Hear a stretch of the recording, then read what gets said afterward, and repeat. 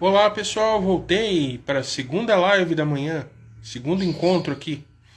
Agora vou receber aqui o meu amigo lá do Peru, indicado pelo Eloy, né, que esteve aqui conosco no sábado passado. E aquele mesmo esquema, né? Vou falar com ele em espanhol.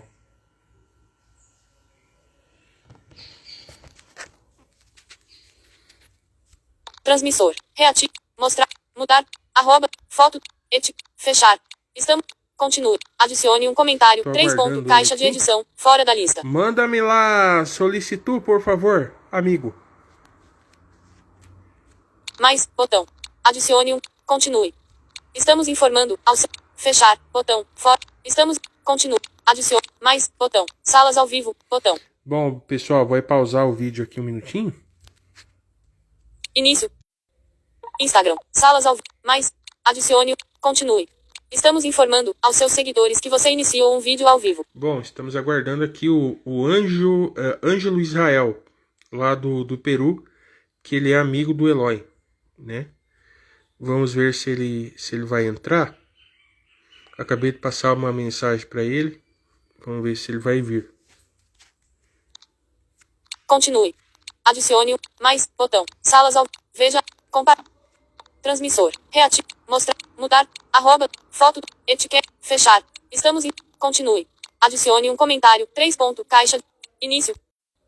Instagram. Adicione sinal com a Angel Carros Vargas entrou. Continue. Angel Carros Vargas Chegou, entrou. meu amigo. Manda-me lá solicitud, por favor, para adentrarem na live. Sinal com a Angel Carros Vargas visualizar.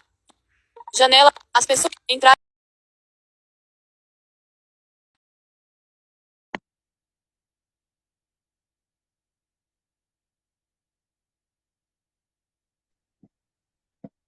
Olá, Hola, amigo. Ya, ¿no? ¿Qué tal, olá. amigo Rodrigo? Buenos ¿Qué tal, días. amigo? Buenos días, amigo Rodrigo. ¿Me escucha? Sí, muy bien, gracias a Dios. ¿Cómo anda, amigo? Felicitaciones por estar aquí con nosotros. Yo estoy muy contento por tu presencia. Muchas gracias. De igual manera, aquí en estos días ya de invierno acá en Perú, pero ahí bien, bien, esperando. Muchas gracias por la invitación también. Mira, se presenta para nosotros, cuéntame tu experiencia como lo narrador de historias. Fica à vontade, bienvenido una vez más. Muchas gracias. Mi nombre es Ángel Israel Barros Vargas. Yo cuento historias, hago títeres, hago teatro también.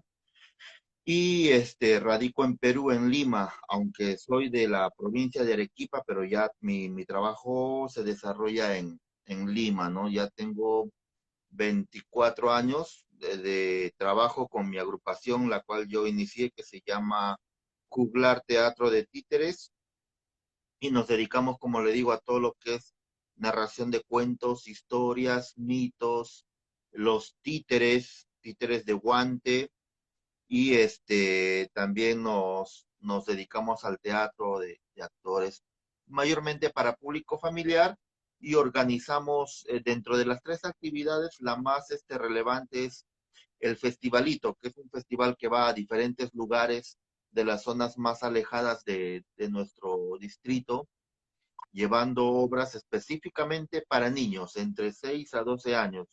Y nos instalamos en un patio, en un local, en una iglesia, en una plaza donde los dirigentes, las personas responsables nos den la autoridad de colocarnos, ¿no? Reunimos al público, el espectáculo dura más o menos un promedio de 2 horas entre títeres, teatro, entre mimo, clown, danzas y finalizamos con un espectáculo de circo, ¿no? Es básicamente el trabajo que hacemos, amigo Rodrigo.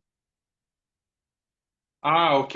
E cuéntame tu experiência como narrador de histórias, como ator. Cuéntame tudo. Cuéntame um pouquinho aí de tu história para nós. Ah, ya. Yo empecé a narrar historias hace aproximadamente 10, 12 años. Fue por casualidad, porque en mi país hay varios festivales que que se realizan al interior de mi país. En uno de esos festivales nos encontramos en un poblado de Huaraz.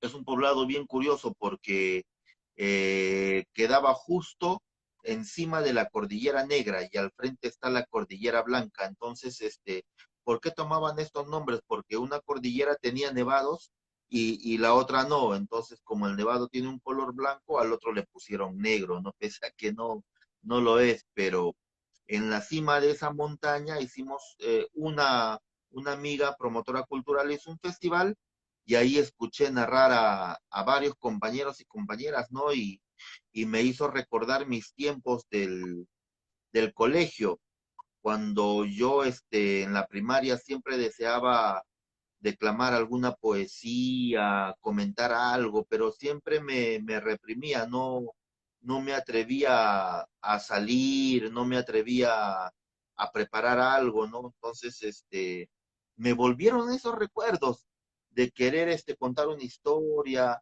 Llegué a la casa, revisé los cuentos que más quería, y uno de los amigos que eran narradores ya me hice muy amigo acá en Lima, él también era de Lima, y me dijo, oye, ¿por qué no narras? Me dijo, sí, le digo, tengo la curiosidad de hacerlo, pero no me animo mucho. Le dije, no tengo cierto ahí temor de empezar de nuevo algo de cero. O sea, ya yo tenía asegurado los títeres y el teatro como forma de vida, como profesión, no como trabajo, pero la narración yo decía empezar de nuevo, desde cero. ¿Cómo será narrar por primera vez? El nerviosismo, la duda, me olvidaré el cuento, ¿qué será? Pero fue tanta la insistencia del amigo y fue tanto el deseo mío también de aparecer y narrar, que un día me invitó a su espacio de narración y le dije, ya, pues voy.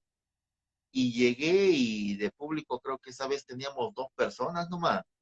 Así que los compañeros que también narraban ese día se sentaron ahí con el público y uno a uno empezó a narrar hasta que me tocó y narré un cuento muy bonito, un cuento de tradición sobre los incas, y fue una experiencia muy bonita porque ya eso me ayudó mucho ya a saber cómo era este proceso de la narración, como el hecho de salir al público y enfrentarlo, ya no tanto detrás de un escenario de títeres, porque más era lo que hacía, sino frente a un público.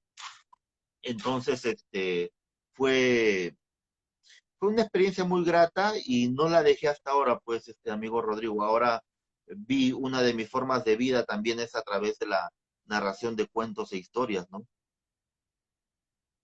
Voy a parar Ah, acá. sim. E no teatro, como é? Ah, ya. Sí, el teatro, esa es otra experiencia maravillosa. Yo en sí, amigo Rodrigo, empecé haciendo teatro. Yo trabajaba como agente de seguridad en algunas empresas o trabajaba enseñando en algunos clubes, colegios, parroquias, un poco de kung fu, defensa personal, educación física. Y en el barrio me llaman pues ¿cómo se llama?, dictar cursos de vacaciones útiles en la parroquia de mi barrio. Y quién no va a querer un ingreso extra.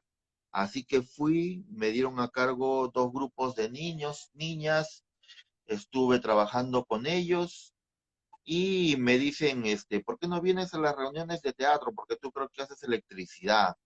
Yo digo, sí, sí. Entonces conoces de luces, mira que necesitamos que nos prepares unas luces así y así. Ya como mi papá tenía su taller de reparaciones, ahí es donde yo aprendí electricidad. Entonces fui a ver los ensayos, empecé a preparar las luces y ahí me dijeron, oye, pero ¿por qué no entras? Vamos a hacer Jesucristo Superstar, ¿por qué no entras como uno de los apóstoles? Me dice, oye, oh, pucha que ya pues a la aventura, pues amigo Rodrigo, a ver qué pasaba. Y ya pues de paso que instalaba las luces, todo, ya después me cambiaba para la función, el día de la función igual nervioso. Yo empecé haciendo teatro a los 22, 23 años más o menos. Y antes no hacía pues nada referente a las artes. Entonces ese día del estreno de la obra pues instalé las luces, lo dejé todo asegurado. Un amigo se puso en el equipo de sonido y ya yo me puse mi vestuario. Se hizo la obra, todo salió bien bonito. Nos fuimos a comer algo después de las funciones Y así fue como ya empecé a hacer teatro. De ahí empecé a trabajar con un grupo Gabuf, que es un grupo ya de mi barrio.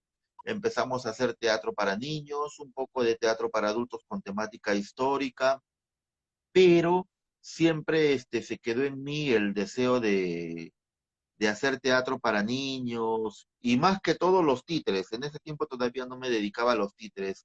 ¿Y por qué el teatro para niños? Porque de alguna manera, no sé si será así con la gran mayoría de compañeros, amigo Rodrigo, pero de alguna manera pasamos por, en mi caso también pasamos por situaciones muy difíciles en la familia y a mí dos cosas me alegraron mucho el corazón dentro de ese ambiente tan hostil y violento.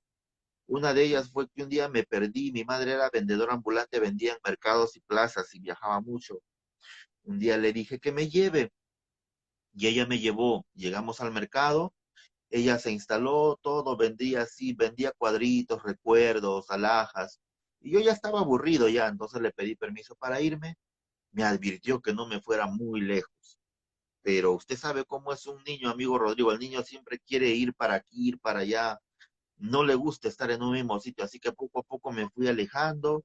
Recuerdo que perseguí un gato, después perseguí una lagartija, y cuando ya casi alcanzo la lagartija me di cuenta que estaba dentro de una casa abandonada y escuché el sonido del mar y me acerqué a la ventana y era un castillo viejo abandonado a la orilla del mar. Y esa fue la primera vez en mi vida que vi el mar. Tendría un promedio de 4 o 5 años y el sonido, el golpe del agua, ¡pum! ¡Pum! Era pues alucinante. ¿Cuánto tiempo me habré quedado así, como quien dice, paralizado viendo el mar que de pronto reaccioné y era de noche? Ah, yo dije, mi mamá, regresé corriendo a donde estaba mi Bueno, madre, mira, ¿cuántos años tenías cuando vio el mar? entre 4 a 5 años más o menos. Ah, Sí. ¿cómo fue la emoción? Uf, primero, ¿Te acuerdas? sí, claro, cómo no me voy a acordar, porque fue impresionante. Primero fue de miedo, terror, asombro. Nunca había visto el mar y me pareció incluso que hasta tenía vida. Y cuando las olas chocaban, pues habían como chispazos pequeñísimos de agua que llegaban como quien dice al rostro, ¿no? Y eso creo que esa impresión de ver ese gigante así que parecía furioso fue lo que me dejó así como quien dice paralizado, ¿no? Ujú. Luego reaccioné y dije, pucha, ya se está haciendo de noche, mi mamá. Regresé corriendo y no encontré a mi mamá, maestro Rodrigo. Lo que encontré fue como una caja iluminada con luces grande, una música que sonaba y un muñequito vestido de rojo que salía, que decía, amiguito, amiguito, ya va a empezar la función. Y dije, ¿quién es este? Nunca en mi vida había visto un títere y era grande, era casi un poquito más chico que yo, pero lo Ujú. veía grande. Dije, ¿este será verdad? ¿Será mentira? ¿Qué será esto? Y me empezó a llamar y yo iba, ¿no? Y en eso siento que alguien me agarra por atrás y era mi madre, ¿no? ¿Dónde te has ido? Te he estado buscando. Y no pudimos ver la función, que mi mamá, como había estado buscándome, no había vendido nada ese día, pero quedó en mí ese recuerdo grande, el mar y ese recuerdo pequeñito, el títere. No, primera vez en mi vida que veía así una cosa bien rara que hablaba y que quería ser mi amigo. La otra cosa grande que a mí me marcó mucho para dedicarme a las artes y sobre todo para niños fue cuando un día no hice la tarea y el profesor pues tenía un fierro largo con el que nos daba duro. Entonces me quedé fuera del colegio. Dos amigos más se quedaron conmigo y me acuerdo que estábamos regresando ya al colegio cerca a la hora de la salida para de ahí nomás irnos a la casa y una señora nos llama y nosotros asustados, pues porque la señora estaba bien vestida como una especie de traje así de trabajo. Nosotros pensamos, pucha, debe ser alguien del colegio, debe ser alguien de la comisaría, nos están buscando. Entonces nadie se atrevía a hacerle caso a la señora hasta que me acerqué, pues, ¿no? Y me dijo, ¿qué estás haciendo? Nada, estamos saliendo ya del colegio, estamos regresando a la casa. Ay, ay, ay, cuidadito nomás, ¿ah?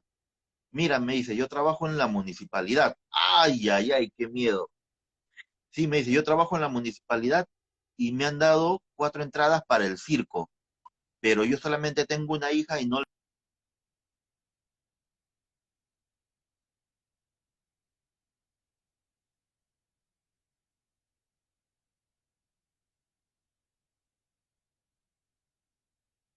Hola. movían los animales. Diga, No, no, prosiga, sigue, por favor. allá, vi cómo movían a los animales, cómo encendían las luces, cómo empezaban a llamar a la gente, y a mí me pareció un mundo maravilloso.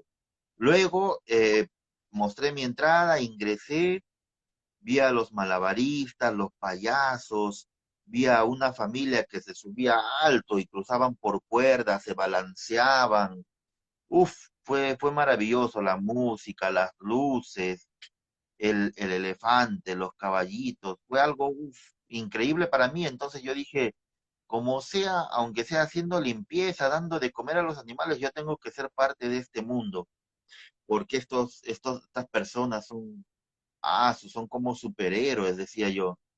Y así pasaron los años y ya, pero esas dos imágenes, amigo Rodrigo, o mejor dicho, esas tres, el mar, el títere y el circo, me ayudaron a soportar mucho de las cosas que pasaban dentro de la familia, ¿no? Que eran un poco duras, ¿no? Muy, muy duras. Entonces, eso me sostuvo y cuando ya yo, ya prácticamente ya empecé a trabajar para poder sostenerme. Me llamó mucho la atención ese mundo. Después de hacer Superstar, me puse a trabajar con ese grupo, empecé a hacer más personajes, postulé a la Escuela Nacional de Teatro, ingresé, no terminé la carrera, estudié también pedagogía para profesor de historia y tampoco la terminé la carrera, pero sí, gracias a Dios, como me fue muy bien trabajando en teatro, en títeres, me conocían, me empezaron a ofrecer becas en ese tiempo era pues, no era el Ministerio de Cultura, era una institución menor, era el Instituto Nacional de Cultura. Me dieron becas para estudiar dramaturgia, para estudiar títeres, gané becas en la Casa de España, y así me fui preparando, ¿no? Y fui haciendo cada vez mayores trabajos, convocando gente para que trabaje conmigo. Y Mira, ¿trabajaste en la TV? en la televisión lo hacía de vez en cuando como recursos, como figurante, con pequeñas cosas. Lo que curiosamente yo más vi el teatro como una forma de abrir los ojos, de comprender mejor la vida. Entonces mi trabajo más allá de la televisión se fue por el lado comunitario. Empecé a ver esos niños que de repente como yo difícilmente tenían acceso a ir al circo, difícilmente podían ver una obra de teatro porque movilizarse nomás con la familia ya era muy caro, ¿no? Y entonces decidimos con unos amigos hacer un festival.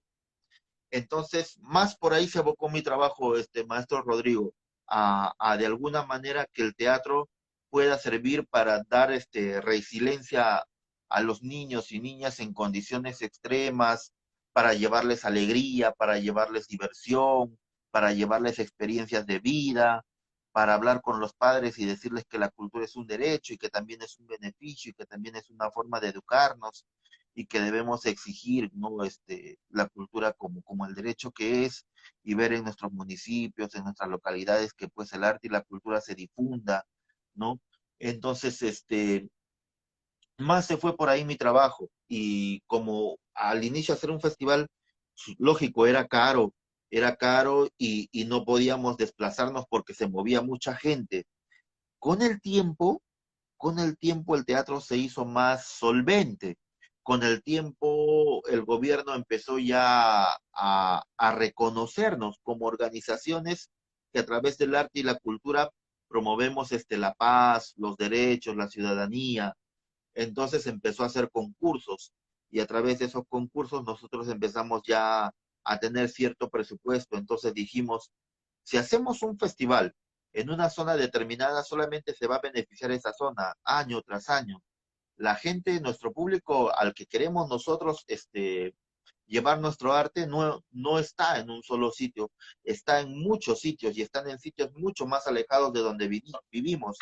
Y ahora que hay un presupuesto y ahora que tenemos alianzas con otras agrupaciones, hagamos que ya no sea un festival, que sea el festivalito. Ya no van pues dos, tres titiriteros, va uno nomás. Y esa agrupación tiene uno o máximo dos participantes.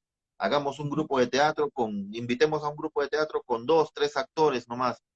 Invitemos a uno o dos cuentacuentos, narradores, invitemos a un malabarista, invitemos a un mimo. Ah, Y ok. así fue como, dígame, maestro.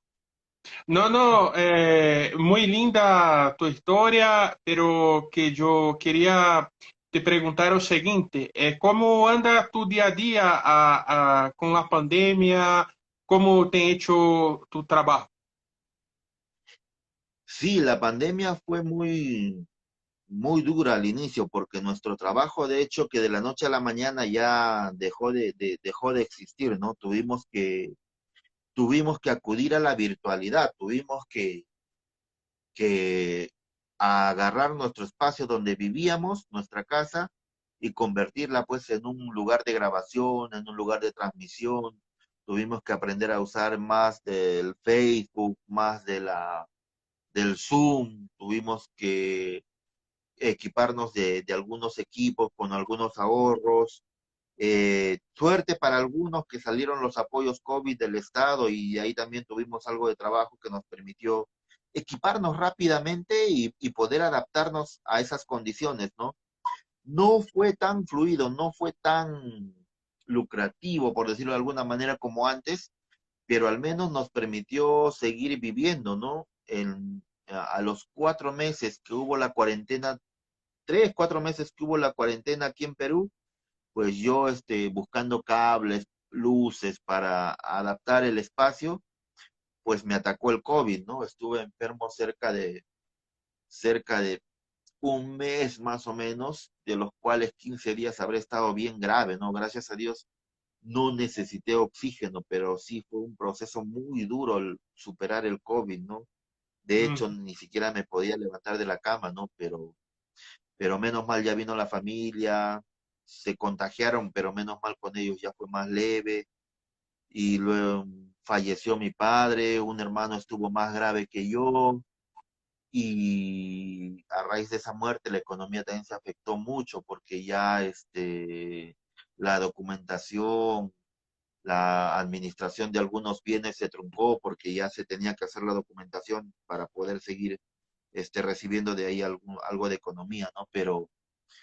Pero seguimos, de todas maneras seguimos, no nos detuvimos, estuvimos ahí estableciendo alianzas con otras agrupaciones, compartiendo trabajo y también tratando de ver cómo hacíamos la labor comunitaria, ya que no podíamos ir a los lugares, teníamos que ver cómo recuperar ese público a través de Facebook, a través de WhatsApp, ¿no? Pero Ujú. sí, fue una etapa muy dura al principio, pero nos logramos adaptar, ¿no? Ok. Mira, te agradezco muchísimo tu participación acá. Yo te pregunto, ¿quién tú indica, recomienda para que nosotros invitemos para estar acá en este espacio? Ah, hay una amiga mía, narradora, Marita Carrión. Ella tiene algunos proyectos muy interesantes. Ella trabaja narración con personajes de época, de la historia, eventos de la historia del Perú. Entonces, y ha ganado algunos concursos también sobre promoción del libro y la lectura. De repente a ella le interesaría, maestro, Sí, contactarse con Marita sí, Carrión. sí, tú pásame el contacto de ella en WhatsApp después, ¿ok? Ya, yo se lo paso, no se preocupe. Ujú. Mira, te agradezco muchísimo. Dios te bendiga. Una palabrita final ahí para las personas, por favor, Ángel. Gracias. Decirles nomás que nuestro arte hace que la gente pueda tener una mejor visión del mundo, que nuestro arte hace que las personas conozcan más de la vida, que estén prevenidos ante cualquier cosa que les pueda afectar y que nuestro arte también nos hace reconocer a la persona como un ser valioso para la sociedad. Eso, maestro. Ok. Un abrazo muy fuerte. Gracias. Muchísimas gracias. Un abrazo, cuídese. Gracias.